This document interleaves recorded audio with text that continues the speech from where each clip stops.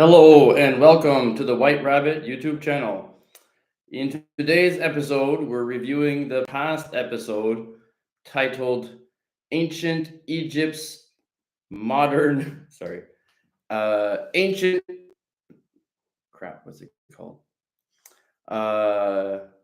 Ancient Egypt's Modern Tech and Reincarnated Priestess from 3,000 years ago. All right, so to start things off, I have a few comments to go over as usual. Not very many, but whatever. Ava Gold 2309 commented, I wonder why her memory would be erased between lives. And I commented something about, I don't remember my past life, so I don't think most people would either. And I got a comment from Francis Le Cuisto. Let the show begin. Thank you, Francis. One more guy or person commented, their tag name or whatever is called, I like the number 7. And they commented, 3,000 years only? Seems like yesterday. And I replied, maybe if you are the Count of Saint Germain, a vampire, a Highlander, or an inner earther. And if you don't know, the Count of Saint Germain is a guy that lived for hundreds of years, possibly longer.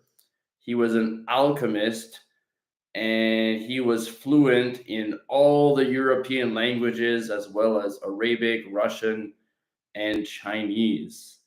And because he was an alchemist, he had perfected the Philosopher's Stone and could improve diamonds that had false impurities and then make it into a perfect diamond, as well as making gold, which is why he was always fancy and was able to travel around Europe and even to America to, just travel around. He had all the references and he always said that he was there. And he met people when, let's say in like 1720 and then again in 1770, and then the same woman's, oh, you haven't aged a day. He always looks the same. And yeah, that's being immortal.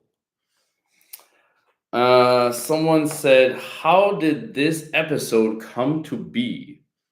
Well, I wanted to make an Egypt episode, but I wanted to stay away from the pyramids for now because I want to do a deeper dive on everything pyramid. And I've already done quite a few pyramid episodes, including the Bosnian Pyramid of the Sun, where I went to Bosnia and filmed on location on the pyramid, in the town by the pyramid, and climbing up into the hills to get a better vantage point. So that was fun. I also have the Samoa Pyramid, which is right here, which is in Mu Part 3. And the Rapa Iti Pyramid here, which is in Mu Part 4, I think. And also the Taiwan Pyramid has been done, but it's not ready to show you guys yet. And I'll be doing the Palau Pyramid, which is over here. Where is it? Palau. Oh, right here. It's not part of the continent of Mu, so that's why I didn't include it. But yeah, I'll be going there. So wrong way. Doesn't matter. Okay. And of course, I did know about the helicopter hieroglyph, in Egypt as a conspiracy, but I didn't know that it was located in the Temple of Seti I until I was doing the research for Dorothy Eady Reincarnation story that brings us to the Temple of Seti I. So then I just combined both stories. But as I mentioned in the episode, it's regrettable that we didn't find out Seti's take on it while she was alive, and it was only rediscovered in like 1998, and I think she died in 1981 or 83. And that's that. I mentioned that I would talk about the foreign accent syndrome more in the live episode, but I think I covered most of it in the episode. So basically, the foreign accent syndrome is a condition where the way you talk shifts and changes in a way that's sudden and very noticeable, usually usually associated with head trauma, car accidents, and comas. And usually, what happens is you've had some kind of experience with this foreign language or musical ability, like you learn how to play the recorder in high school or elementary school, and then now you're a genius at some musical instrument. Also, the artistic abilities that could shine through anybody in any way. And yeah, if you've ever traveled to a country, like you went to Slovenia and you were there for like a few days and you heard people talking, and that might have stuck in your head. And then when you wake up from your coma, you speak Slovenian and no one understands what you're saying because you don't live there. There was one case where there was a young guy and he had studied Chinese. And when he woke up in the hospital after a coma, he could only speak Chinese and nobody could understand what he was saying. I think he was in America or England. And one of the nurses was Chinese and he was able to communicate with her. And there's another really funny one where, well, it's not, I shouldn't say funny, but interesting case where there was an American woman that when she woke up from her brain injury or car accident, she spoke with a heavy British accent, which was odd for someone living in Texas. Anyway, so that's all for the foreign accent syndrome. I'm happy to say that next week's episode, Moo Part 2, has already been posted and is ready, all set to go. In it, we go over the rediscovery of Mu in the modern age by James Churchward, who was a British army soldier that was stationed in India, and he befriended the rishi of a temple, one of the last surviving people to be able to read and understand the Nakal language, because in the temple they have all these scrolls and documents of this strange language, and Churchward showed interest, so the rishi taught him how to read and understand the Muian script, and then he wrote several books about it. And around the same time, but not exactly the same time, there's Augustus Le Plongeon, and he was in Mesoamerica here, researching the Maya, and he found that the Mayan hieroglyphs were very similar to the Egyptian hieroglyphs, and he made the connection that they all came from Mu. So that's more of Mu. I go over all the conspiracies involved of Hawaii, which the megalith, portal, and giants. Oh, there's also a pyramid there. I forgot to put it on there. Oh my god. Anyway, that's a tetrahedron, three-sided pyramid, and it's on the island of Kauai. So I guess I'll add that after this live. In the Marquesas, we have aliens and anomalies because the tikis are said to grow in height, which is quite the anomaly. They also have mystical powers and mana, which was mostly robbed when the colonizers of the world found this place, and they found, oh, they have these statues and we can cut off their heads and bring them back and put it in our museums. And so that happened a lot. But many survive. So I show a lot of examples as well as the decapitated ones. There was one case where they were transporting one of the, well, 3 tikis from one island to a different island in French Polynesia to the island of Papati. And interesting thing, well, while they were loading, there was like basically a man tiki that was like 1 ton, a female tiki that was 2 tons, and the child, which was like maybe half a ton, but they didn't say the weight. And while they were loading the tikis onto the boat to transport it to this other place, the child fell into the sea and is still at the bottom of the harbor, I guess. And so the locals, they interpret the tikis as mystical powers and like their representations of the first man, which are the Nakals of Mu. And they didn't want to have anything to do with moving the tikis. Um, and then when it finally almost arrived at Papati, one of the sailors on the boat, the real story is like he had some kind of like flares, and they leaked into the water, and it looked like the water was on fire. And so everyone on Papati was like freaking out, and like they didn't want to touch the tikis or anything. In the episode, I couldn't really find a good representation of fire on the water, so I used a BP oil spill, which is very different, but still fire on water. And then there's Easter Island, which is like the, everybody knows Easter Island, giants and megaliths.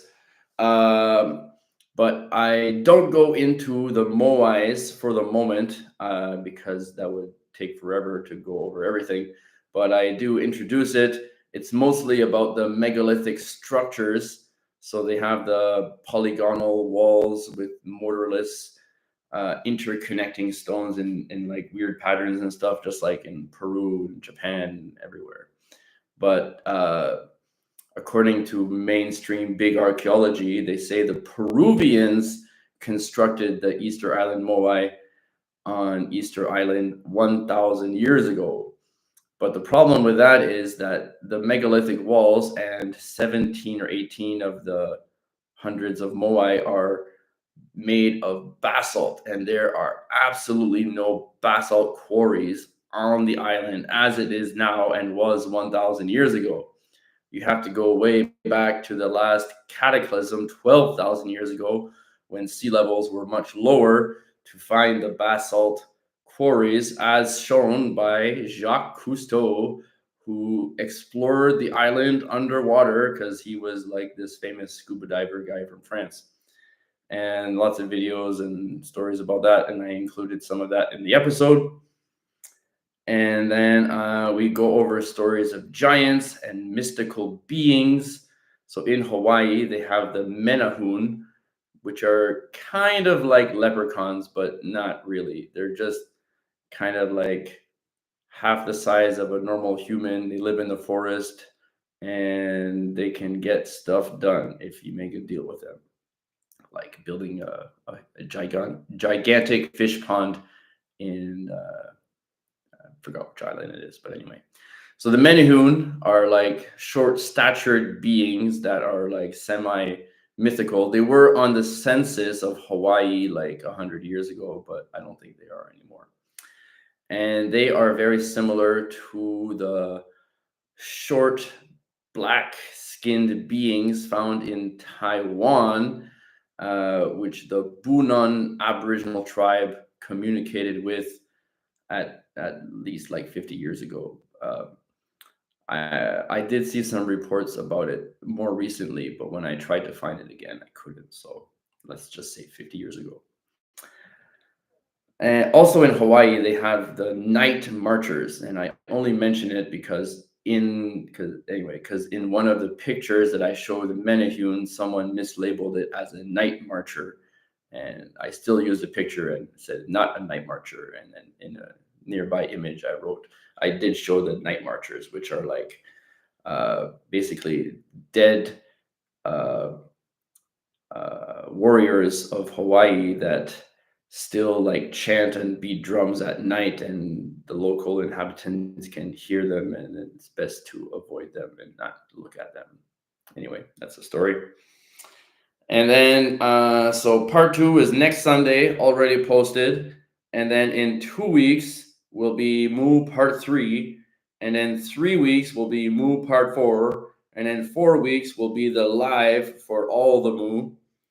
And then after that, I have an episode about how UFOs are attracted to our nuclear technology, and how I mentioned in my very, very first episode when I was introducing all the categories about my favorite UFO story, which is how when Chernobyl and Fukushima were just about to melt down and go critical, the friendly UFOs came by, sucked up the radiation, and Europe did not go critical, and a lot less people died than they did.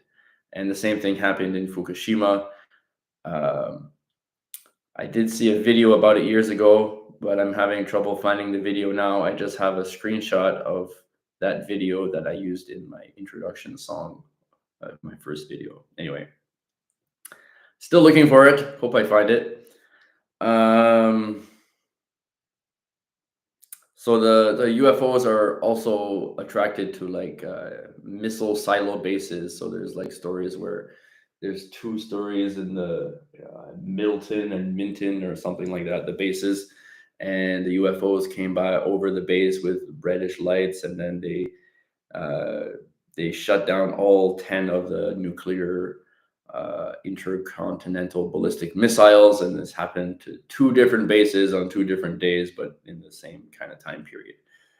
And I talk about that, and I talk about how the U.S. Navy knows that the aliens or UFOs are interested in the nuclear technology, so they put nuclear weapons on a nuclear powered aircraft carrier, and they march it out to sea, and they know that they're going to follow them, and then by them following them, they can then examine the UFOs and get more information about it. So plus I'm going to include all my favorite UFO clips, like the UFO that to the Temple of the Dome in Temple of the Rock in Israel, and it flies up, and other examples like that, just like all the classics from before AI time. And I did mention about the Palau Pyramid. Yes. So in March, I'll be going to Palau to do the Palau Pyramid and Giants stories. There's also a lake with jellyfish that are not poisonous that you can swim with. Anyway, I'll check it out. I don't think there's a conspiracy there, though. All right, so I guess that's all for today. So, as always, uncovering the truth, one conspiracy at a time. See you next week on the White Rabbit YouTube channel.